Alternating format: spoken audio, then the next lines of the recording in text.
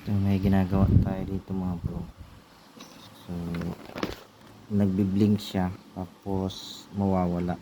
Parang nag-on siya pero parang walang backlight, walang supply sa 12 volts. So, nagtry ako magpalit itong mga capacitor dahil mga sabog na. So, tapos trinay ko hinang yung mga cold solder. Ang nangyari, ganun pa rin. So wala pa rin siyang supply papuntang panel. Wala, zero. Tapos wala rin supply dito yung backlight on, pati yung 5 volts wala rin,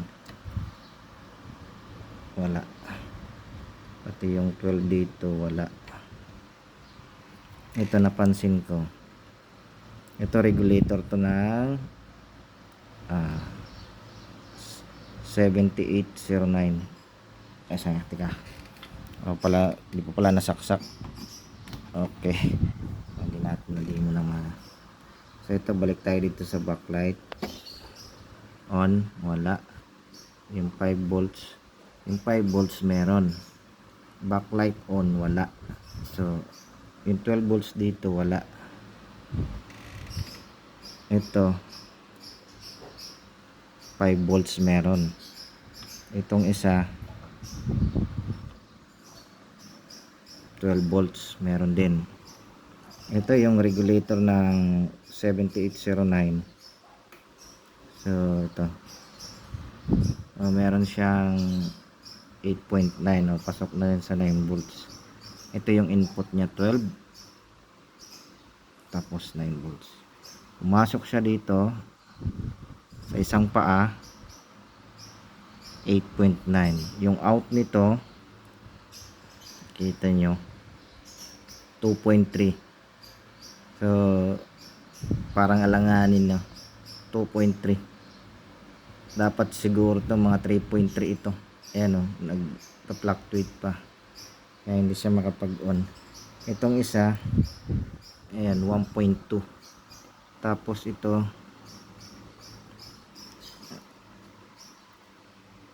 uh, 1.8. Nagpa-fluctuate kasi hindi siya mag-on. Kasi napansin ko dito, itong capacitor 5 volts. So ito dapat na isa, dapat ito 3.3.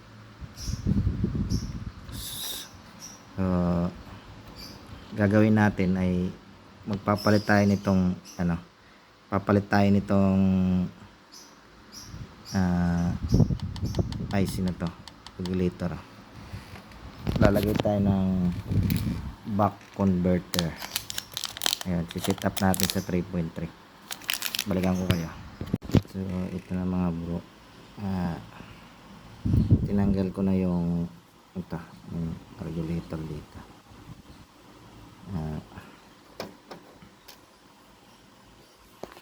Para ito na yung magbibigay ng output na 3.3 dito.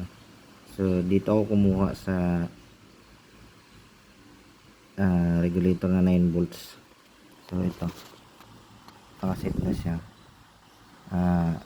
8 volts ang out nya. So sisit muna natin yan bago natin ikabit yung out.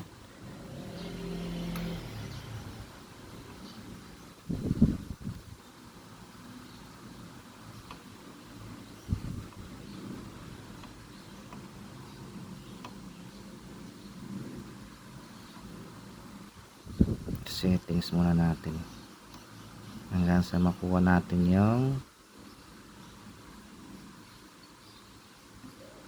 lapit na. Ayan, 7 volts, lapit na.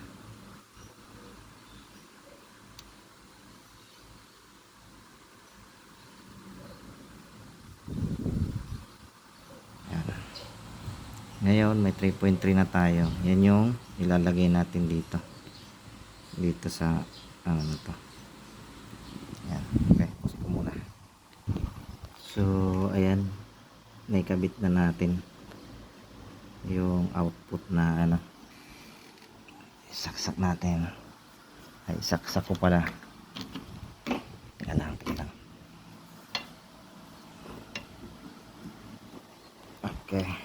Tapos, sukatin natin to. Ayun, 3.2. Okay. Bumaba lang ng konti. Pero pusok pa rin. Tingnan natin dito kung meron ng backlight on. Ayun, may backlight on na 5 volts. Kanina dito lang ang may 5 volts. Backlight on, wala. Tingnan natin kung may supply na yung panel nito. So ayan, may supply na. Ayan o, 11.10. So tingnan natin kung meron ng display. Okay. Ayan, yalta natin.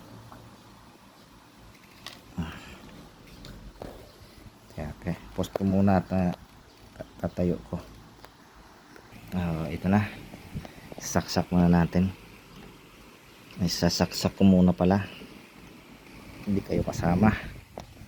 Ayan ang nag-blink na.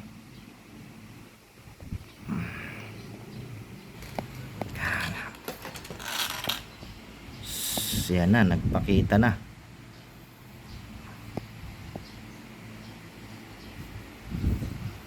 Nagpakita na siya. So ayan na. Gumagana pa naman yung manual. Kaya lang sisilipin mo pa. So ayan na oh. Ayos pa, matibay talaga tong LCD type. Hanggang ngayon maayos pa rin yung LCD oh, linis pa. Tibay talaga ng Samsung. Buti nakuha pa sa repair. Okay. Ayan na lang. So, ayan oh. Ayos po. Maganda pa. Natibay talaga yung LCD type mo. Biruin mo. Buhay pa.